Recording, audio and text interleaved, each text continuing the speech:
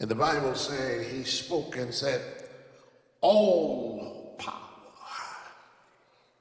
exousia, it's the Greek word for power. It means authority. Jesus said, I have the authority. But what I watched about Jesus is, before he delegate authority, he demonstrate authority. Before he made the statements, I've got all power, he went around showing his power. He goes to Jairus' house. He walked in the room. A little girl is dead. He laid his hands on her and said, dazzle, arise. He go to Nain, where a woman's son has just died. Lay his hand on the bier and tell the boy to get up. He walked to the grave of Lazarus and just call him by his name. Lazarus, come forth. Lazarus, get up. He said, loose him and let him go. He go to a wedding, the wine is out, and he speak, and the water became wine. He go to the Jericho road, a man that's blind. He say, you can see. And the blind man see. He is demonstrating his authority. 10 lepers come to him and said, make us clean. He said, go show yourself to the priest. And on their way, they are cleansed. Preach, Reverend Ray. Woman having an issue of blood, he slowed down enough for her to touch the hem on the hem. The H-E-M hem that's wrapped around the H-I-M hem, and her body is made whole. He demonstrated his authority. Before you brag about something, be able to bag what you say. That's what Muhammad Ali used to do. He said, I float like a butterfly. He said, I sting like a bee. He said, what's my name? Y'all ain't gonna help me in this house.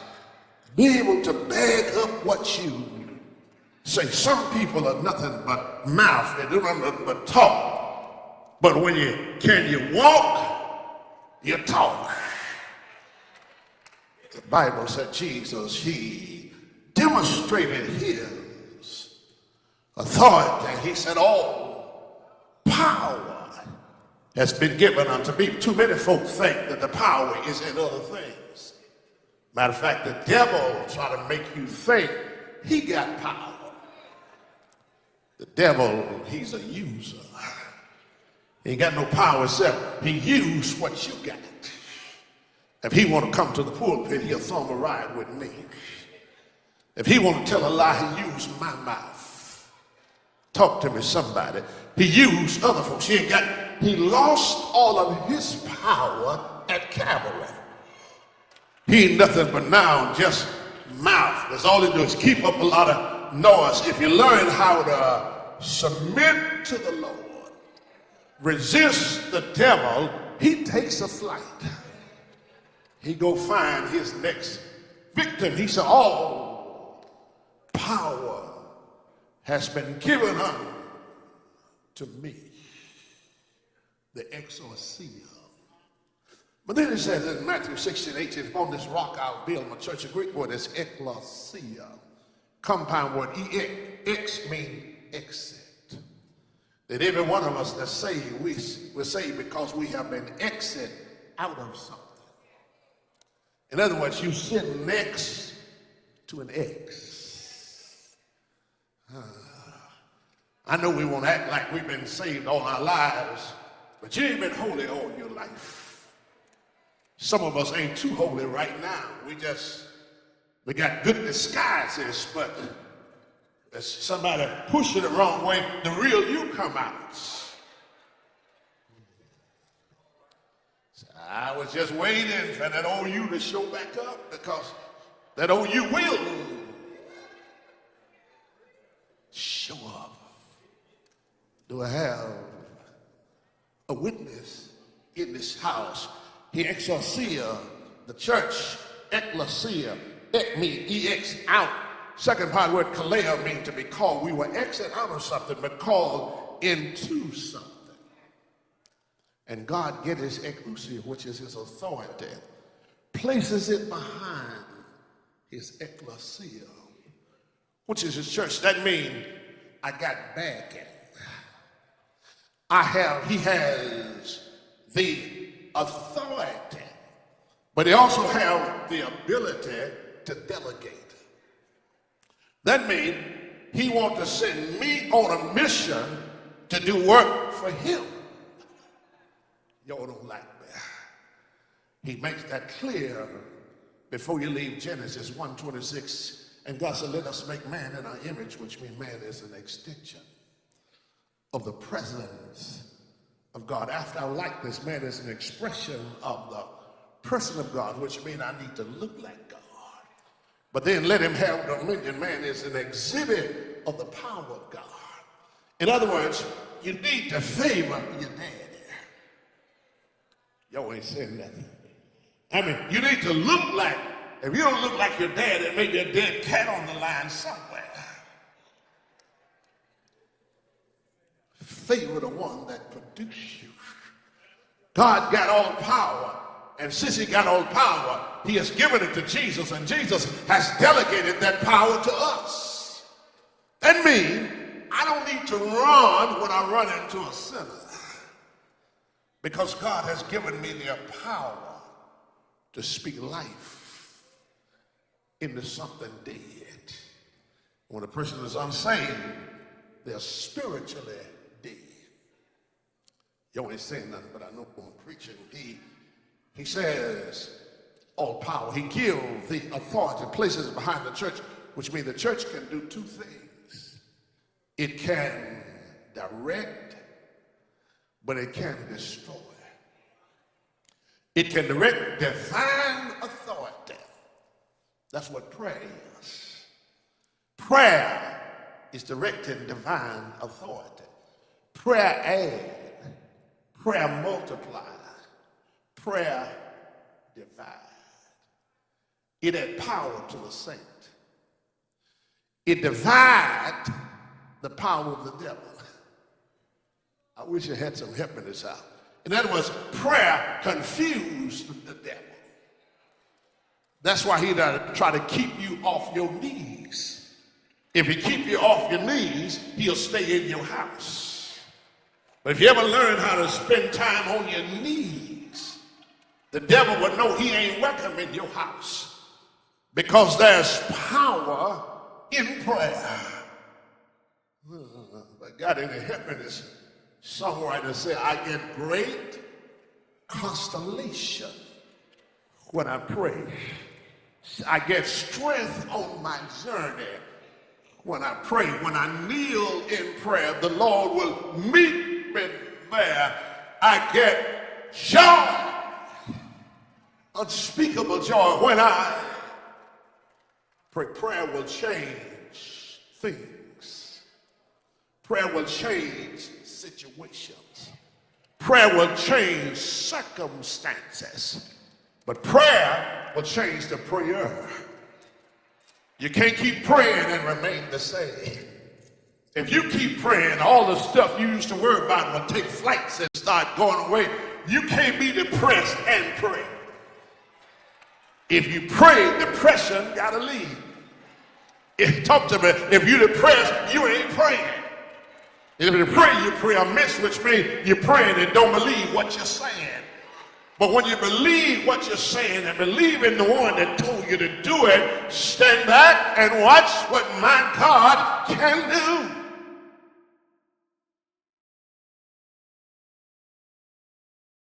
It directs divine authority. But the church can destroy demonic authority, which means the devil can't hang around churches that's praying. Oh, I wish the saints of Salem would catch on to prayer. We miss so many opportunities by not showing up for prayer. You see, he makes it clear, and I got to go on. He said, when you pray, he should pray after this manner, our Father. In other words, he make this prayer a public situation. You see, my little prayer by itself going up might be a little weak, but when you add your prayer to my prayer, it get a little stronger. When all of us start praying for the same thing, it's hard for the prayer not to make it, because your prayer gonna help my prayer get to where it needs to be. He said, when you pray, he said your prayer should be horizontal before it's vertical. In other words, it must go out to your brother before it go up to God. He said, set out. That means God don't just have one child. He got a whole lot of children. He said, I'm going to delegate my authority. Who am I going to delegate? He said, to my disciples. And Jesus came, spake unto them, said, all power has been given unto me. Now, if Jesus got all power, that means the devil can't have none. You running from somebody that ain't got no power.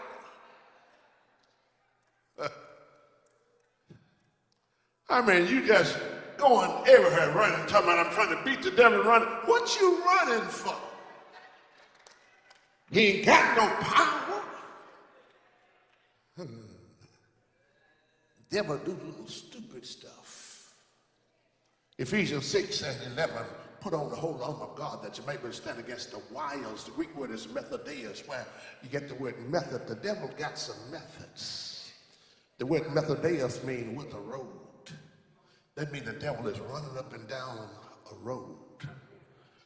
He's trying to find something or somebody he can attack. Here's what the devil do. He wants you when you start backing up with God. You know, you used to pray every morning, now you pray once a week. He's watching you. When you used to come to church every Sunday, now you come every now and then. He's watching you. When you used to sit up front, now you sit all the way in the back. He's watching you. You used to pray every time you go to bed, now you just jump up in bed and don't sit there. And when he see you at your weakest stage, that's when he launches his great attack. Because you can't be victorious when you're weak. I wish I had two witnesses that. When you're strong, how many know when you're strong, the devil don't bother you. He will usurp you and go around to somebody else, try to get them to get to you. 1 Thessalonians chapter 2, verse 18. Paul said, I would have come long time before now, but Satan hindered me. Greek word is impromptu. It means to elbow you out of the race. I just thought I'd just talk to y'all today. Y'all ain't, I'm trying to convince y'all I can preach. He elbowed you out of the race. You're on a race. And then you get mad at somebody else. So don't blame me. The devil elbowed you. Because you've been slack and sluggish with God. But when you surrender to him, do I have a witness? All power has been given unto me. And watch this, in heaven and in earth. He said, listen, the devil ain't got no power nowhere. He don't have none on earth. He ain't got none in heaven. Jesus, I got all power. Then he says in verse 19, go. If you're making notes, write down evangelize. You see, we get the wrong concept about winning souls for Christ.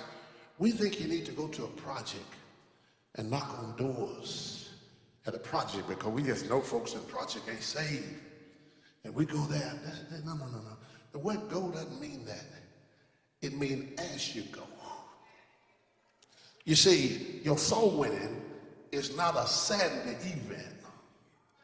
It's a lifestyle. You always say, it's not something you do on occasions. It's something you do every day. When you are an evangelist, when you're out at a restaurant, you ask the waitress, do you know Jesus? Have you accepted him as your Lord and Savior? When you're on the plane ride and got somebody sitting next to you, say, listen, do you know who Jesus is? Because you see, we witness two ways, with lifestyle and with lips. Because he says in Matthew chapter 5, verse 13, we're the salt of the earth. You know what salt do? Salt flavor stuff. You can't be saved and stay mad every day. Every time somebody step on your toe, you got to cuss them out. You ain't gonna never win nobody that way. When you're in the midst of folk, you flavor the situation. In other words, you change the whole atmosphere. When you walk in, you see bitterness, hatred, lying, and stealing. But when you get in, something happens because you ain't just anybody, you're a saved brother. You're the salt of the earth, but you're the light of the world. What that mean? That means everywhere you go, somebody's looking at you. Y'all ain't saying in this house. Folks watch you when you don't know they watching you. Whole lot of times I want to laugh, stuff be going on so funny out here, I want to laugh, but I ain't about to frown, laugh, or nothing, because y'all watch my eyebrows, eyelids when they go up and down. Y'all watch everything about me. Y'all know when I wear the same pair of socks and all that kind of stuff. So I got to be on my best behavior at all time because I'm conscious I'm being watched. You need to be conscious that you're being watched. And sometimes it's not saved folk that watch you. Sinners look at you. You leave every Sunday morning with your Bible tucked under your arm. Y'all ain't saying nothing.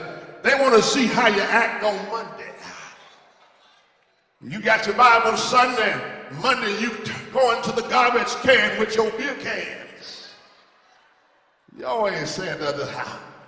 That look like halter between two opinions. You are the light of the world. The world is watching you. You can't shout on Sunday and pull a slot machine on Saturday night. Sitting at a little table praying, Lord, let me hit it. Lord, just let these little apples match up just one time.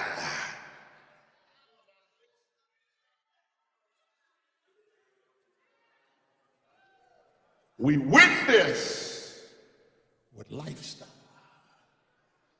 Watch how you live, because some sinner is watching you.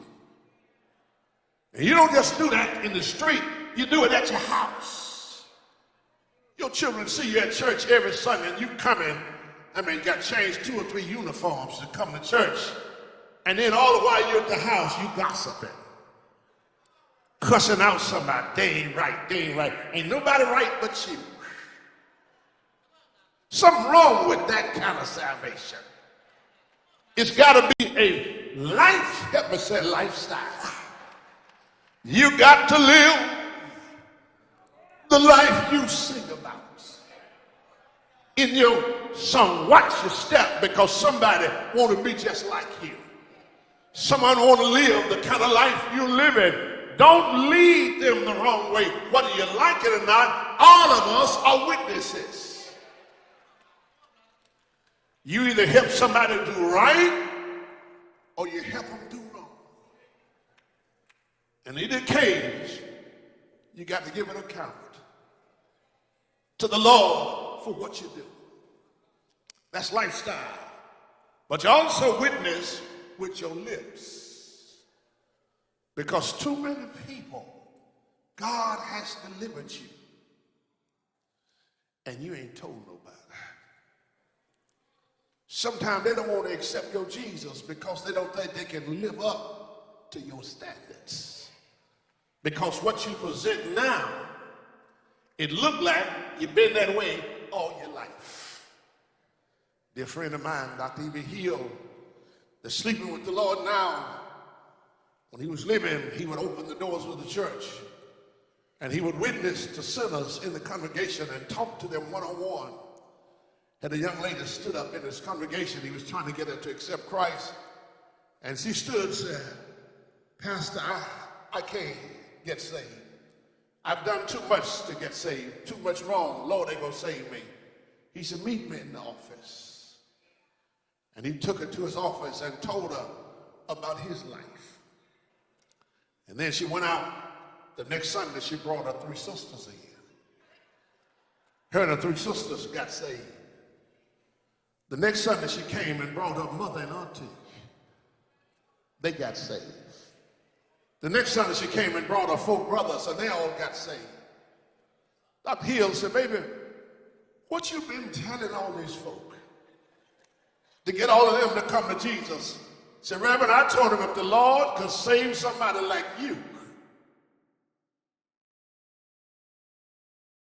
he can save anybody.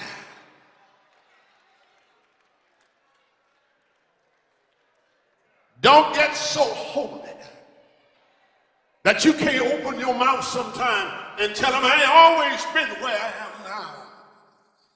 There was a time I wasn't fit to live.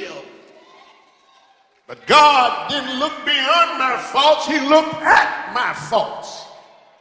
And he met all my needs.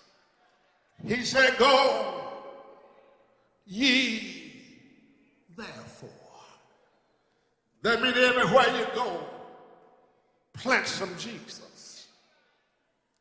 I don't know about y'all, but I'm sick and tired of seeing young men shot out. And they've been shot out by other young men. Every time a person gets killed, they're not the only ones that get killed. You've heard me share this with you before. In Genesis chapter 4, verse 8, the Bible said Cain rose up against his brother Abel and slew him. The word slew is where you get the Hebrew word means slaughter. It means he took his brother and cut him into little pieces and laid him on the altar. God came walking and said to Cain, Cain, where's Abel, thou brother? Cain got smart with God, said, am I my brother's keeper? God said, well, I heard his blood. The Hebrew word for blood is the Hebrew word dam, but it's in plural form, which means he didn't just hear Abel's blood. He heard Abel's descendants' blood. Because when Cain killed Abel, he didn't just kill Abel. He killed all of Abel's descendants. When somebody killed somebody, you didn't just kill that person. You kill all the person that person was going to bring forth. For instance, that person was going to bring forth 4 children. The 4 children is going to have 4 apiece. That's 16. The 16 was going to have 4 apiece. That's 64. Talk to me, somebody. The 64 was going to have 4. I mean, can you understand? We can kill one person and kill 200 or 300 by just killing one. And God don't judge you for just taking the one life. He judges you for taking all of the lives. And here we are, saved people, have not witnessed to a single person. And our mission and commission is to tell a dying world that Jesus died for your sin. He said, Lord, teach them. He said, go ye therefore into all nations, ethnicity. That means not just, Lord, hold me a moment, to black folk. We think we just have a license to witness to folk that look like us. No, God wants you to tell the Chinese that he died one Friday. He wants you to witness to the Japanese. He wants you to witness to the Mexicans. I wish I had some all races of people. God wants all nations to be saved. You can't blame the foolishness in the White House. I'm finna let y'all go. You can't blame the stupidity. Don't expect an unsaved nobody. Well, God bless you. We're out of time, but you can see we're certainly not out of message. I hope you have been blessed while listening to just a portion of this sermon entitled The Great Commission. It is a message that, of course, the Lord left with us before he caught the cloud to go back to be with his Father. You need a copy of this message. You need to get it so you can listen to it again and again. And, of course, you can do that. Just go to God.